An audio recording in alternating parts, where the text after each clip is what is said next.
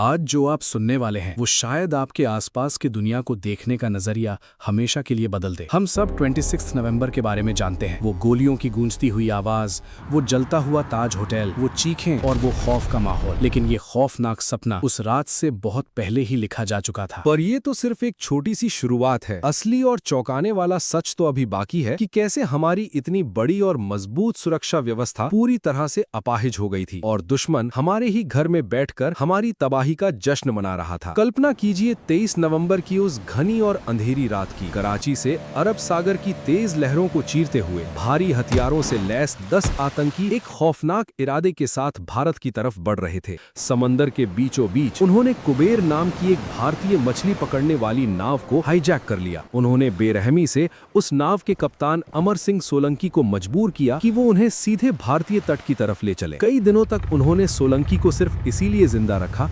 ताकि वो समंदर का सही रास्ता दिखा सके। और जैसे ही मुंबई का जगमगाता किनारा उनकी नजरों के सामने आया, असली खौफ शुरू हो गया। उन्होंने बिना किसी रहम के सोलंकी का कत्ल कर दिया। उसकी लाश को उसी नाव पर छोड़ दिया गया और समंदर में गश्त लगाने वाले हमारे कोस्ट गार्ड्स को इसकी भनक तक नहीं लगी। 26 नवंबर की शाम कफ परेड के पास बसी एक मछुआरा बस्ती। वहाँ के स्थानीय मछुआरों ने देखा कि समंदर के रास्ते एक पीली रबर की नाव से 10 नौजवान भारी भरकम बैग उतार रहे हैं। मछुआरों को उनका ये बर्ताव बहुत ही अजीब और संदेहास्पद लगा। उन्होंने बिना कोई देरी किए तुरंत स्थानीय पुलिस स्टेशन फोन किया और इन अनजान लोगों के शहर में घुसने की खबर दी। लेकिन फिर क्या हुआ? पुलिस ने इस गंभीर चेतावनी को पूरी तरह से नजरअंदाज कर दिया। अगर आप वहां इंचार्ज होते तो क्या आप उसे एक जरूरी फोन कॉल को इग्नोर करते? उस एक नजरअंदाज की गई चेतावनी ने सचमुच मौत के दरवाजे खोल दिए। वो 10 लोग अलग अलग गुटों में बट गए और मुंबई की भीड़ भाड़ वाली सड़कों पर आसानी से गायब हो गए। चलिए उनमें से 2 के पीछे चलते हैं, अजमल कसाब और इस्माइल खान। वो सीधे छत्रपति शिवाजी टर्मिनस में घुस गए, जो मुंबई शहर का सबसे भीड़ भाड़ वाला और व्यस्त रेलवे स्टेशन है। जरा सोचिए राहुल के बारे में, एक आम इंसान जो दिन भर की कड़ी मेहनत और थकान के बाद अपने घर जाने के लिए अपनी ट्रेन का इंतजार कर रहा है। अचानक उस विशाल स्टेशन पर एक कान फाड़ देने वाली आवाज गूंजती है। राहुल घबराकर मुड़कर देखता है कि 2 नौजवान लड़के AK-47 लेकर बिल्कुल आराम से चल रहे हैं और स्टेशन पर मौजूद भीड़ पर अंधाधुंध गोलियां बरसा रहे हैं। लोग हर तरफ जमीन पर गिर रहे हैं, चारों तरफ खून ही खून है।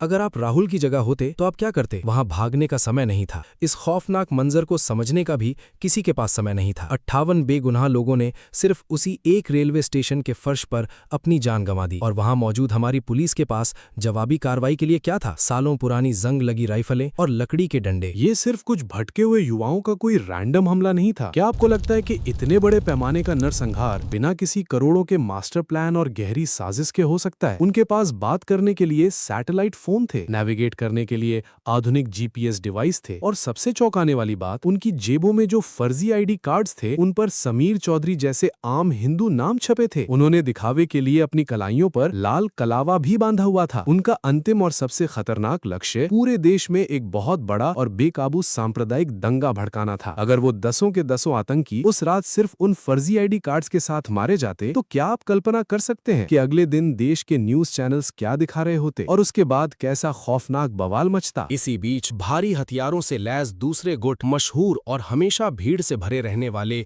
लियोपोल्ड कैफे में घुस गए। उन्होंने वहां खुशी से अपना शाम का खाना खा रहे और ड्रिंक्स पी रहे बेखबर टूरिस्ट्स पर बेरहमी से गोलियां चला दी। उसी वक्त एक और गुट ने मुंबई की शान कहे जाने वाले प्रतिष्ठित ताजमहल पैलेस होटल पर धावा बोल दिया, जबकि एक अन्य गुट शानदार ओबेरॉय ट्राइडेंट में घुस गया, जिससे अंदर रुके हुए सैकड़ों मासूम मेहमान अपनी जान बचाने के लिए कमरों में फंस गए। कोलाबा के नरीमन हाउस में उन्होंने जानबूझकर एक यहूदी समुदाय के केंद्र को निशाना बनाया ताकि इस पूरे हमले को एक ग्लोबल न्यूज बनाया जा सके और रात के अंधेरे में पूरे परिवारों को बंधक बना लिया। ताज होटल के अंदर का नजारा तो और भी डरावना था। आतंकियों को होटल के हर छिपे हुए रास्ते, हर किचन के दरवाजे और हर सर्विस सीढ़ी के बारे में पहले से पता था। बाहर से आए हुए विदेशियों को होटल के स्टाफ से ज्यादा रास्तों की सटीक जानकारी कैसे हो सकती है, क्योंकि डेविड हेडली नाम के एक अमेरिकी जासूस ने पहले ही इस पूरे इलाके का बारीकी से नक्शा बना लिया था। वो हमारे और आपके बीच चला, उन आलीशान लॉबी में बैठकर कॉफी पी, लोगों से मिला और बड़े इत्मीनान से हमारी तबाही की योजना बनाई। लेकिन देशव्यापी दंगे का उनका ये इतना बड़ा मास्टर प्लान आखिर फेल कैसे हो गया? इसका जवाब एक निहत्थे ट्रैफिक पुलिस वाले के उस महान बलिदान में छिपा है जिसकी कोई मिसाल इस दुनिया में नहीं मिलती। Assistant sub inspector Tukaram Omle Girgaon Chowpatty पर एक बैरिकेड के पास ड्यूटी पर खड़े थे। उनके पास कोई बुलेट प्रूफ जैकेट नहीं थी, कोई आधुनिक हथियार नहीं था, बस हाथ में एक साधारण सी लाठी थी। तभी एक चुराई हुई स्कोडा कार तेजी से चेक पॉइंट की तरफ आई। वो कार बैरिकेड से टकराई और अजमल कसाब बाहर निकला और उसने तुरंत अंधेरी सड़क पर अपनी खतरनाक AK-47 से अंधाधुंध गोलियां चलानी शुरू कर दी। तुकाराम ओमले वहां से भागे नहीं। वो अपनी जान की परवाह किए बिना सीधे उस भारी हथियारों से लैस आतंकी पर झपट पड़े और उस आग उगलती राइफल की नली को अपने नंगे हाथों से कसकर पकड़ लिया। दर्जनों गोलियां उनके पेट को छलनी कर गईं। खून बहने लगा, लेकिन उनकी लोहे जैसी मजबूत पकड़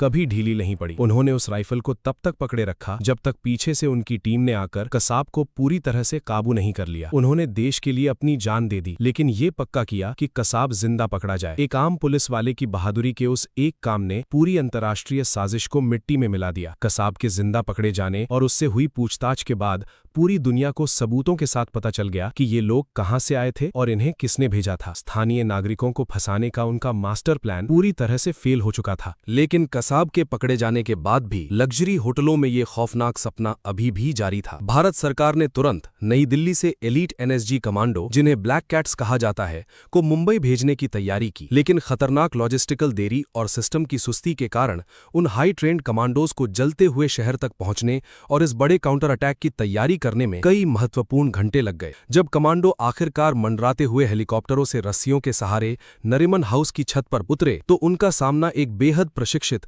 और मरने के लिए पूरी तरह तैयार दुश्मन से हुआ। विशाल ताज होटल के अंदर का नजारा किसी युद्ध के मैदान जैसा था। वहां कमांडोज को घने अंधेरे और आंखों को अंधा कर देने वाले धुएं के बीच एक एक कमरे और एक एक कॉरिडोर में जाकर आतंकियों से लड़ना पड़ा। आतंकी भारी हथियारों से लैस थे, सही जगहों पर छिपे थे और मरने के लिए पूरी तरह तैयार थे। उन्होंने कमरों में भयंकर आग लगाने के लिए भारी मात्रा में ग्रेनेड का इस्तेमाल किया, जिससे बहुत से मेहमान ऊपरी मंजिलों पर बुरी तरह फंस गए। मेजर संदीप उन्नीकृष्णन ने अद्वितीय बहादुरी दिखाते हुए अपनी टैक्टिकल टीम को होटल के अंदर लीड किया और फंसे हुए बंधकों को सुरक्षित रास्तों से बाहर निकाला। जब गोलीबारी के दौरान उनके एक करीबी साथी को गंभीर गोली लगी तो उन्होंने एक पल की भी झिझक नहीं दिखाई। वो आतंकियों का ध्यान अपनी तरफ खींचने और अपने घायल साथी को बचाने के लिए अकेले ही भारी गोलीबारी के बीच आगे बढ़ गए। मिलिट्री रेडियो पर उनके आखिरी और कभी ना भूलने वाले शब्द थे, ऊपर मत आना, मैं उन्हें संभाल लूंगा। उन्होंने अपने जवानों और देशवासियों को बचाने के लिए अपना सर्वोच्च बलिदान दे दिया। 60 घंटे की लगातार खून से लथपथ और थका देने वाली भीषण जंग के बाद एलीट कमांडोज ने आखिरकार बचे हुए सभी आतंकियों को मार गिराया। वो खौफनाक घेराबंदी जिसने पूरी दुनिया को सुन्न कर दिया था और 3 दर्दनाक दिनों तक एक महानगर को बंधक बनाकर रखा था, वो आखिरकार खत्म हो गई थी। 166 मासूम लोगों की जान गई, लेकिन ये सिर्फ एक और आतंकी हमला नहीं था। ये हमारी पूरी राष्ट्रीय सुरक्षा व्यवस्था के लिए एक बहुत बड़ा वेकअप कॉल था। इसने हमारी तटीय सुरक्षा, हमारी पुलिस ट्रेनिंग और हमारे इंटेलिजेंस नेटवर्क की सबसे बड़ी कमियों को उजागर कर दिया, जिसके बाद मजबूर होकर पूरे सिस्टम को बदलना पड़ा। आज जब आप किसी भीड़-भाड़ वाले रेलवे स्टेशन पर आजादी से चलते हैं या वीकेंड पर किसी बड़े लग्जरी होटल में सुकून से जाते हैं तो ये असाधारण बात सामान्य लगती है, लेकिन इस सामान्यता के पीछे एक शांत और निरंतर बदलाव है, जिसकी शुरुआत उसी भयानक घटना के बाद हुई थी। कॉफी पीते हैं तो सिर्फ एक पल के लिए रुककर याद रखें कि ये शांति मुफ्त की नहीं है। इसकी कीमत उन आम हीरोज के कीमती खून से चुकाई गई है जो तब सीना तान कर बहादुरी से खड़े हुए जब सिस्टम उन्हें बचाने में पूरी तरह नाकाम हो गया था। हमारी रोजमर्रा की आजादी की असली और छिपी हुई कीमत बहुत बड़ी है, जो उन लोगों के अमर बलिदान पर टिकी है जो अपने इंतजार करते परिवारों के पास घर कभी वापस नहीं लौट पाए। क्या आज हम सच में पूरी तरह सुरक्षित हैं या कोई और अनदेखा खतरा अभी भी हमारे बीच खामोशी से चल रहा है? ये एक ऐसा सवाल है जो मैं आपके सोचने के लिए छोड़ता हूँ।